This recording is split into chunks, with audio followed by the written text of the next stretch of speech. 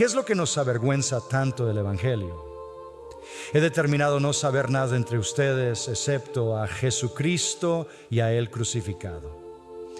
Abre tu Biblia en el capítulo 15 de 1 Corintios. Estamos en un estudio del capítulo 15 de 1 Corintios sobre la resurrección. Hemos enfatizado su importancia absoluta para nosotros como creyentes, para la iglesia de Jesucristo, para el Hijo de Dios, para el Espíritu de Dios, para el Padre mismo. Este es el fin último de todo lo que Dios ha planeado en su gloriosa redención. Uno de mis escritores favoritos es un hombre llamado Erich Sauer, un escritor alemán. Si alguna vez encuentras alguno de los pequeños libros de Erich Sauer, querrás agarrarlos y leerlos. Son libros poderosos. Él tiene una manera de condensar las cosas en una forma de esquema que es fácil, accesiblemente fácil, accesible y muy manejable y muy poderosa. Hay muchas citas destacables que han surgido de Erich Sauer. Aquí hay una que especialmente aprecio. Él dijo esto: la era presente es el tiempo de Pascua, comienza con la resurrección del Redentor y termina con la resurrección de los redimidos. Entre ellos se encuentra la resurrección espiritual de aquellos llamados a la vida. Así que vivimos entre dos Pascuas y en el poder de la primera Pascua vamos a la segunda Pascua. Entendemos que vivimos entre la resurrección de Cristo y la resurrección de los redimidos, esos dos grandes eventos de Pascua. Ahora en la iglesia de Corinto recordaremos que algunos estaban negando la resurrección del cuerpo porque fue negada por los filósofos de su época, su tiempo y lugar. Pablo entonces responde a aquellos que afirmarían ser cristianos, pero aferrándose a sus antiguas filosofías, niegan la resurrección del cuerpo. No estaban negando la vida eterna, no estaban negando la vida espiritual en el cielo para siempre. Simplemente estaban negando la resurrección del cuerpo, basándose en lo que les habían enseñado sus filósofos. Así que Pablo presenta en este capítulo 1 Corintios 15 un caso, el gran caso, el caso sin parangón de la resurrección corporal. Es el documento más grande jamás escrito sobre ese tema, y todo se basa en la realidad de que Jesucristo resucitó corporalmente de la tumba. Uno no puede ser creyente sin creer en la resurrección de Cristo, porque Romanos 10, 9 y 10 dice que si crees en tu corazón que Dios lo resucitó de entre los muertos y lo confiesas como Señor, serás salvo. Uno no puede ser salvo a menos que haya una afirmación de la resurrección corporal de Jesucristo. Eso es parte del Evangelio. Ahora, en los primeros 11 versículos de este capítulo, Él estableció eso, el Evangelio.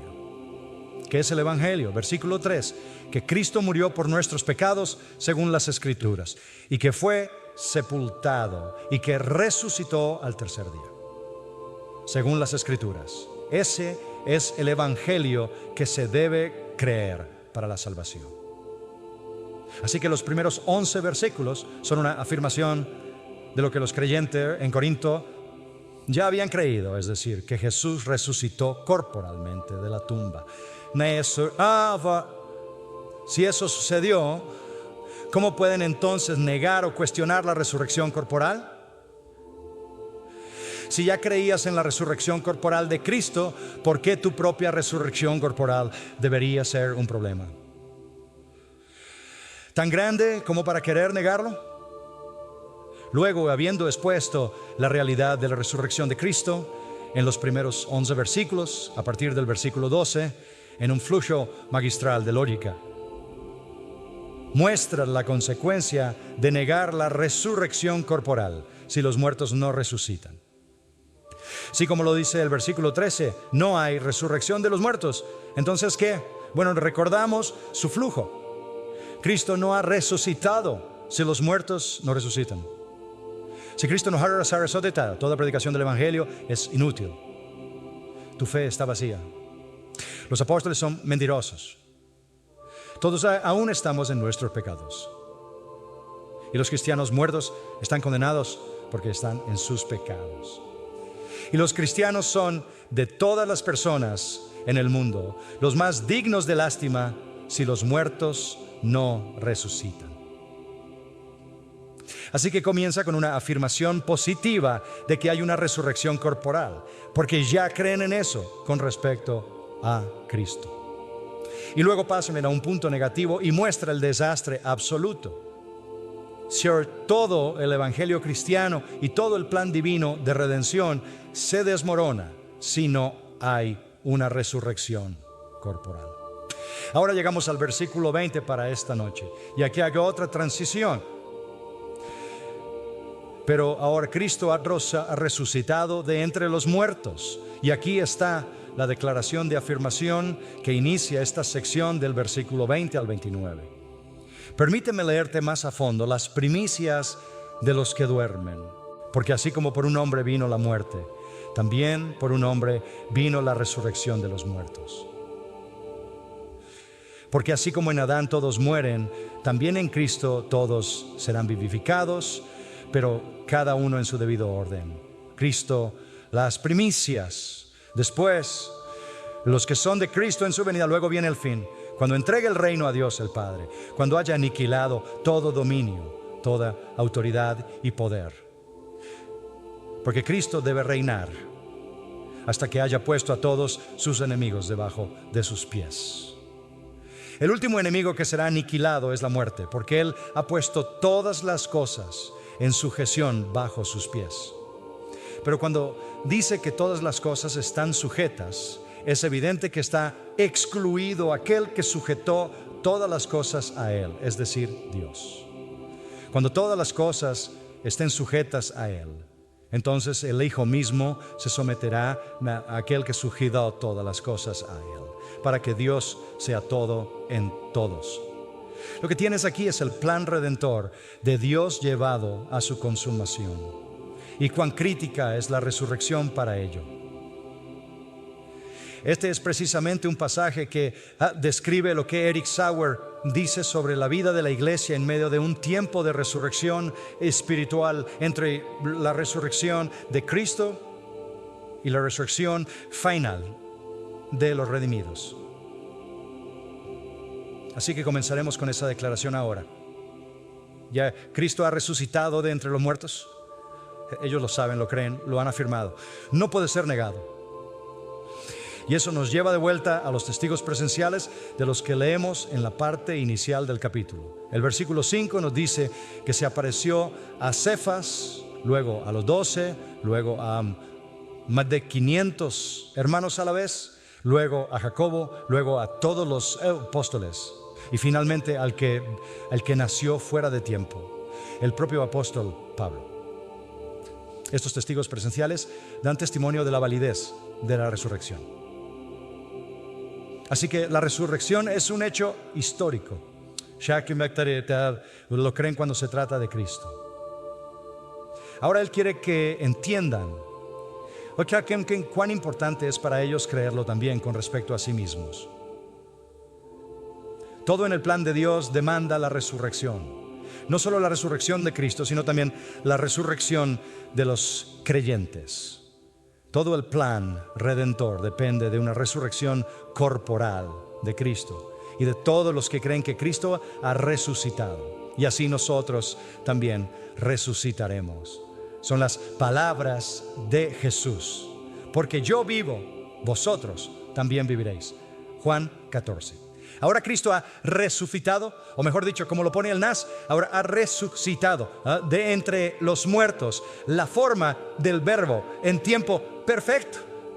Cualquiera de las traducciones funcionaría para transmitir el hecho de que Él resucitó y sigue estando vivo. Él fue resucitado y sigue estando vivo. No como la hija de Jairo, que fue resucitada y murió. No como el hijo de la viuda, que fue resucitado y murió.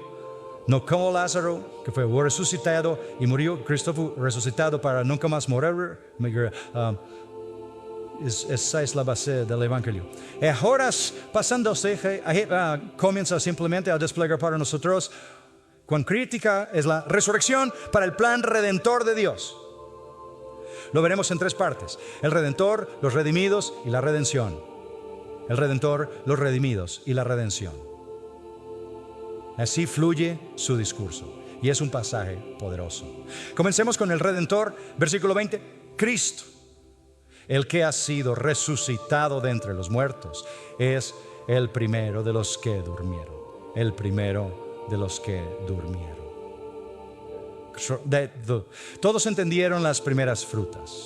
Es un mundo muy agrario, no solo en Israel, sino también en el mundo gentil. Todos entendieron eso y todos entendieron eso. Las primeras frutas eran los primeros elementos del cultivo en ser cosechados.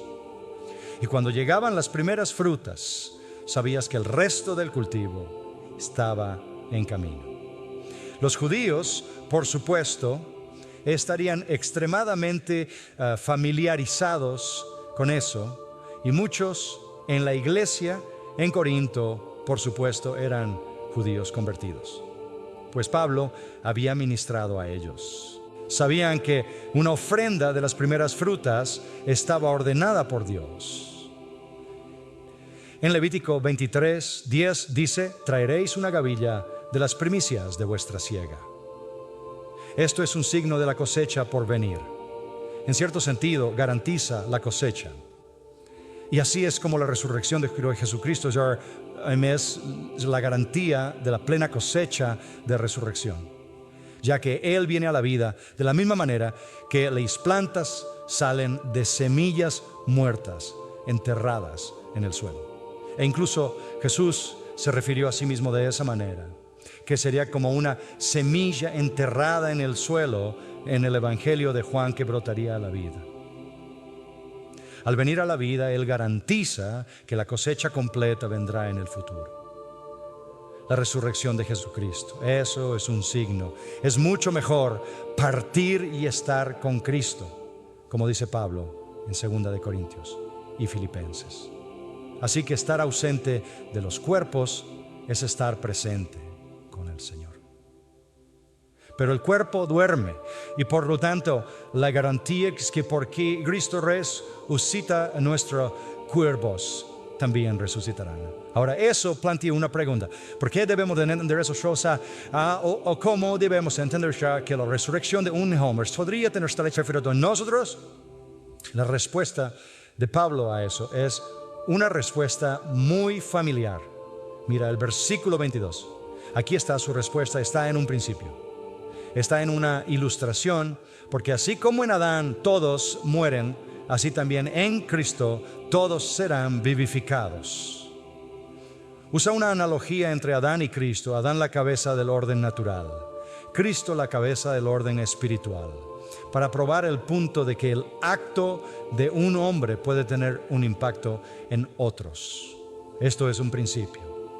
Este es un punto importante. Los corintios pueden estar diciendo: está bien, sabemos que Cristo resucitó de entre los muertos. Afirmamos eso. Pero, ¿cómo es que su resurrección garantiza la nuestra? ¿Cómo es eso posible? ¿Cómo sucede eso? 3D, Pablo, queriendo mostrar que el acto de un hombre puede afectar a muchos, usa esta ilustración de Adán. Había una relación causal de gran alcance entre la muerte de Adán y la muerte de sus descendientes, ¿verdad? Allí está, como en Edén, todos morirán. El pecado de Adán lanzó a toda la raza humana y a cada humano que alguna vez nacería a la realidad de la muerte. Hay una relación causal entre la muerte de Adán y todas las demás personas. Ellos sabían eso, lo entenderían. Y así como hay una relación causal entre la resurrección de Cristo y la resurrección de todas las personas que son su simiente espiritual. El acto de un hombre afecta a muchos, a muchos. Esta es una ilustración, por cierto, que el apóstol Pablo usa en Romanos 5. Puedes querer mirar eso por un momento, Romanos capítulo 5, y voy a trabajar un poco más pacientemente a través de esto, porque es tan importante. Romanos 5 desarrolla esto un poco más. Por lo tanto, así como por un hombre entró el pecado en el mundo y la muerte por el pecado, y así la muerte se extendió a todos los hombres, porque todos pecaron, eso lo esté desempaquetando, ¿verdad? Un hombre peca, Adán, un hombre muere y la muerte se extiende a través de ese hombre a todos los hombres. Ese es el principio. Los judíos tenían un gran sentido de solidaridad. Sabían que los pecados de los padres podían visitarse en los hijos. Ese es un principio del Antiguo Testamento. Lo sabían. Sabían que cada persona estaba vinculada al paquete de vida, vinculada a la familia, vinculada a la sociedad, vinculada a la vida y dirección nacional. Y decir que los pecados de los padres han visitado a los hijos no significa que los hijos serían castigados por pecados individuales cometidos por los padres. Significa que cuando los padres están corruptos, las generaciones que vienen de ellos serán corruptas, incluso hasta la cuarta y quinta generación. Se necesitarán generaciones para erradicarlo y cambiarlo. Esto es algo aún más allá de eso. Sin embargo, lo que llegamos a entender con esto es que todos los hombres pecaron en Adán. Toda la raza estaba en su ser. Y cuando pecó, todos pecamos en él y todos morimos. Así que desde Adán en adelante hay una solidaridad de culpa, una solidaridad de caída, una solidaridad de corrupción. Poseemos, porque somos descendientes de Adán, una naturaleza que está caída, pecaminosa y muriendo. Pero con Cristo esa cadena se rompe. Cristo paga la penalidad por nuestro pecado. Vence a la muerte en nuestro nombre. La muerte es abrumada, vencida. Como veremos más adelante en el capítulo, la muerte ha perdido su aguijón. La muerte ha perdido su poder y todos los que confían en Cristo, todos los que son parte de su simiente espiritual, poseen su vida de resurrección. Vuelve a 1 Corintios capítulo 15 si todavía estás en Romanos, porque llegamos al versículo 22.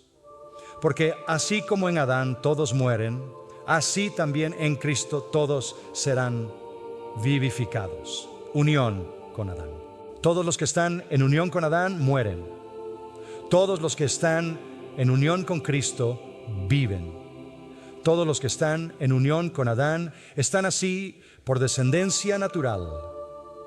Todos los que están en unión con Cristo lo están por regeneración espiritual. O para decirlo de otra manera, todos en Adán están en Adán por generación natural. Todos los que están en Cristo están en Cristo por regeneración espiritual. Todos los que están en Adán tienen el factor común del pecado. Todos los que están en Cristo poseen el factor común de la vida. Todos en Adán mueren. Todos en Cristo viven. Entonces no puedes preguntar, ¿cuál es el efecto de la muerte de Cristo en nuestra muerte? ¿Cuál es el efecto de la resurrección de Cristo en nuestra resurrección? Morimos en Él, resucitamos en Él. El impacto de la resurrección. Él es el primer fruto. Él es quien garantiza nuestra resurrección. Así que conocemos al Redentor. Ahora los redimidos. Versículo 23. Pero cada uno en su propio orden. No todo sucede a la vez. Hay un orden militar que se refiere a un destacamento de soldados marchando en secuencia, en orden. Hay una secuencia, hay un orden, hay un alineamiento, hay un proceso. Primero Cristo, el primer fruto, versículo 23. Cristo el primer fruto. Él viene primero, luego después de eso los que son de Cristo. ¿Y cuándo es nuestra resurrección? ¿Qué dice al final del versículo? ¿En su qué? Sí, en su venida. Por eso Eric Sowers dijo que vivimos entre esas dos Pascuas, entre la resurrección. No hay señales antes de esto y veremos más sobre el arrebatamiento. Así que no dedicaré mucho tiempo a esto más adelante en el capítulo. Sin embargo, el versículo 14 nos dice que si creemos que Jesús murió y resucitó. Si crees eso significa que calificas en base a Romanos 10, 9 y 10 para ser salvado. Entonces, si eres un creyente que cree en la resurrección de Cristo, incluso así, Dios traerá consigo a los que han muerto en Jesús. Porque les decimos esto por palabra del Señor, que nosotros, los que estemos vivos y que quedemos hasta la venida del Señor. Ahí está esa misma palabra. Parucía de nuevo no precederá a los que han muerto. Porque el Señor mismo descenderá del cielo, con voz de mando, con voz de arcángel y con trompeta de Dios. Y los muertos en Cristo resucitarán primero. Luego nosotros, los que estemos vivos y que quedemos, seremos arrebatados juntamente con ellos en las nubes para recibir al Señor en el aire. Y así estaremos siempre con el Señor. Por tanto, alentaos los unos a los otros con estas palabras. Ahora hemos pasado por eso en un detallado minuto en el pasado. Y es importante hacerlo. Importante entender eso. Pero eso describe el evento llamado el arrebatamiento de la iglesia, la captura de la iglesia. Los creyentes siendo llevados al cielo. Es lo mismo que se refiere en 1 Corintios 15. Eso va a suceder en un momento, en un abrir y cerrar de ojos, cambio dramático. Este es el primer evento en la venida de Cristo, el arrebatamiento de la iglesia. Es un evento sin señales. Sucede en un momento que realmente no sabes, no esperas. No hay señales que lo precedan. Esto no describe el evento del día del Señor. Esto no describe el regreso de Cristo para juzgar y establecer su reino. No hay yo en estos pasajes y haber arrebatamiento. Esto es el ser levado, el ser arrebatado de la iglesia. Solo aquellos que están en Cristo, Dios nos le fuera. Él descenderá del cielo y los muertos en Cristo resucitarán. Y luego nosotros, los que estemos vivos y que también estamos en Cristo, seremos arrebatados. Entonces la resurrección sucederá en el futuro, en el arrebatamiento, cuando Cristo arrebate a sus redimidos. Y luego vendrá un periodo que llamamos el gran periodo de tribulación, de juicio en la tierra. Apocalipsis 5 al 19 lo describe en detalle. Daniel también habla de eso en detalle. Es un periodo que se describe como una secuencia de juicios que comienzan con sellos y luego trompetas y luego copas telescópicas, estos juicios que vienen sobre la tierra. Al mismo tiempo hay un gran trabajo de salvación y redención en la tierra junto con el juicio. Pero al final de ese periodo de tiempo, al final de esa tribulación de 7 años, también habrá otra parte de la resurrección, otra parte, si quieres, de la cosecha. Y esa parte de la cosecha se describe en el capítulo 20 de Apocalipsis, que describe el final de la tribulación y el comienzo del reino milenario. Y dice que el resto de los muertos no volvieron a vivir hasta que se completaron los 1000 años. Esta es la primera resurrección. Ahora hemos llegado a un tercer elemento de eso. Tienes el primero en el arrebatamiento, tienes el segundo en el regreso de Cristo. Y no creo que te haya dicho que es Daniel 12:2. En ese tiempo después de la tribulación, una liberación y una resurrección tendrán lugar. Daniel 12:2 y luego 1000 años después otra resurrección. ¿Por qué? Porque la gente seguirá muriendo, gente creyente en esta era. Morirán en el tiempo de tribulación, algunos de ellos asesinados por el anticristo. E incluso morirán durante el reinado milenario de 1000 años, porque es un periodo de tiempo real en la tierra donde la gente vivía en el reino porque eran creyentes. Tuvieron hijos, se desarrollaron familias. Había incrédulos nacidos en esas familias que no se arrepentirían. Se revelan al final de los 1000 años y hay muerte durante eso, aunque la gente vive mucho más tiempo de lo normal. Y así tenemos la primera resurrección con 4 partes: la resurrección de Cristo, la resurrección de la iglesia en el arrebatamiento, la resurrección de los santos del Antiguo Testamento y de la tribulación al final de la eternidad. Y la resurrección de los que nacen y mueren en el reino, y habrá muchos de ellos al final del milenio. Esta es la fase final. Ahora, todo eso está comprimido. Si puedes regresar al texto que estás mirando en 1 de Corintios, todo eso está comprimido en 3 palabras: en su venida, en su venida. Esas son las etapas en la resurrección de los redimidos. Es la resurrección de Cristo que garantiza la resurrección adicional de todos los creyentes en esas 3 fases. Todos entendemos eso y no necesitamos profundizar más en eso, porque Pablo no lo hace. Perm,